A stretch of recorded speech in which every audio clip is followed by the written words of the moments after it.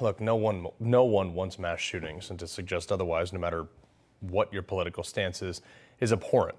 Michael Moore, however, is that man. We need to admit that we love our guns more than we love our children. It's time to repeal the Second Amendment. Oh, you can't say that. Well, why not? There's a feeling that we have to do something, but screaming doesn't solve anything, Beto. Sit down and don't play this shooting is right now, and you are doing nothing. No, you need to get his out of here. This isn't the place to talk this over. This is totally predictable when you... Sir, you're out of line. This is not helpful. This is not how you solve the problem. The way you solve the problem is you look at the data on what works and what doesn't. The first question you have to answer is what law can you pass to make criminals abide by laws?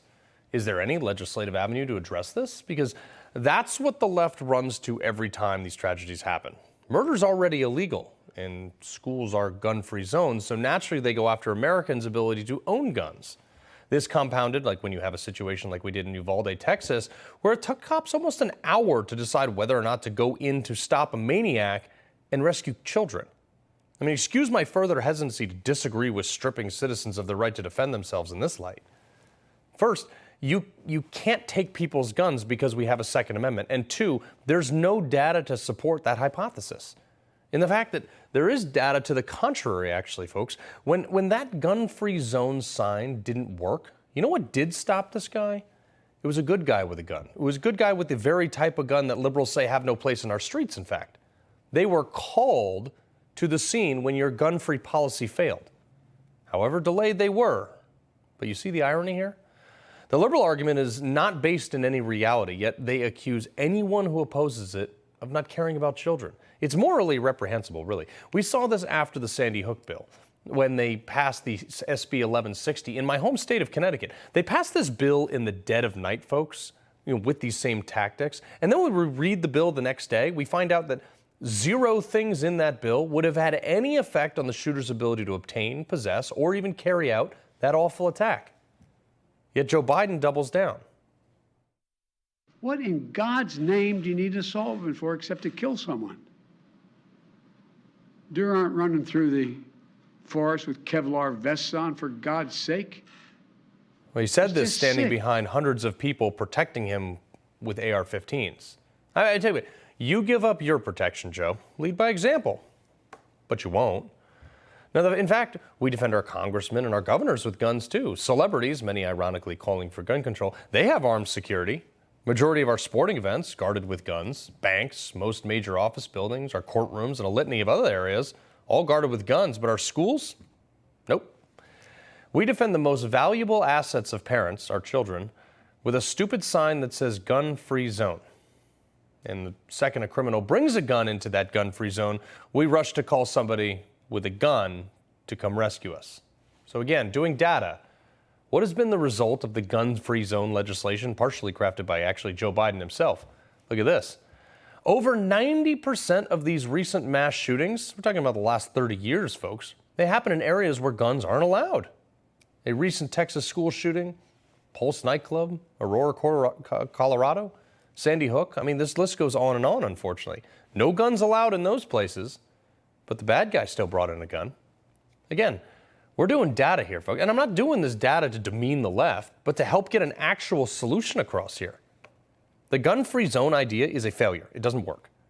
So why is it that if you even mention the idea of an armed guard in schools and things like that, people freak out? Again, the first thing anyone does when in trouble is call an armed person. So why not already have one there? It doesn't traumatize kids to see someone with a gun. It does when they have a tragedy.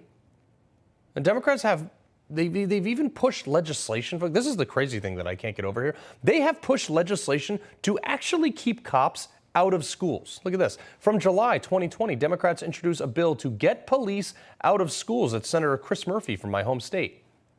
I just can't get to a place where I see any other logic to practice this other than an agenda. What is more with this? This bill's like 1160 after Sandy Hook. There were 3 components to that bill, folks. Mental health, school reforms, and gun control. Still, years later, the only thing that's been implemented as that bill is the gun control part. The other 2 components, they've almost been not implemented at all. The resource is not utilized. Society needs to stop and think. Take a step back for a second.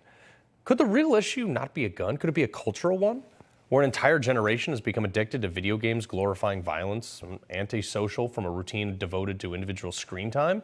An entire movement telling kids, being told they can do whatever they want. There's no consequences. Oh, by the way, if your parents discipline you, they can be charged.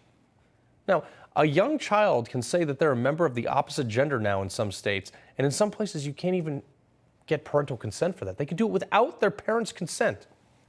We talk about mental health, but after every single school shooting, we look back and say, wow, that kid had a lot of problems. He was a real mess, but we never did anything about it because we're so worried about getting sued. If you look for international examples, however, folks, Switzerland, they have a gun in nearly every household, yet their murder rate is 1/10 that of America. Are guns the problem? Great Britain, they do, in fact, however, make private firearm ownership very difficult, nearly impossible in some cases. Now, according to international crime statistics, yes, the UK has a dramatically lower rate of gun crime. In fact, America's gun crime is over 100 times greater than the UK, but they have a significantly higher violent crime rate. The same population has an entire crime rate nearly triple that of the US.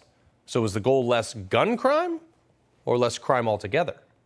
If you're seeking to blame the gun here and are willing to tell only part of the story, I can see how some people would get to that desired notion. Less guns equaling less gun crime. But again, we're trying to solve the overarching problem here. Less overall tragedy, folks. Not that just committed by guns. I mean, there was a pressure cooker that killed a number of people too in Boston. Do you know what data is difficult to extrapolate? And this is something I wish somebody could actually do a study on this because it's very hard to prove a negative. It's data that shows the presence of guns prevented crime. Again, I'm going to go back to the data. I was able to do a quick search and I was able to find sourcing that almost every single day a civilian uses a firearm to prevent a crime against themselves or others. That's a staggering statistic. Every day, based on my research, I'd argue that a number of lives saved as a result of law-abiding citizens being armed is actually far greater than that lost. But beyond any individual actions here, there is one single example that jumps out to me as why our uniquely American Second Amendment is so important to deter violence. And you got to go back a little while for this, but after Pearl Harbor was bombed, obviously, the Japanese admiral Yamamoto, he was allegedly asked why he did not invade mainland America. And you know what his response was? He said, "You cannot invade mainland United States. There would be a rifle behind every blade of grass." Think about that. How many American lives did that deterrence save? The right and the left are diametrically opposed on how to resolve these issues.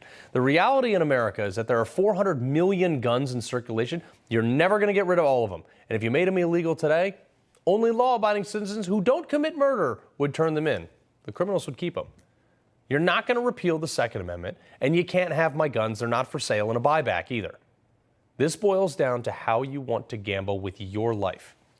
The left wants more rules. They want more laws. They want signs to tell bad guys not to carry guns. And the right, we want the ability to shoot back.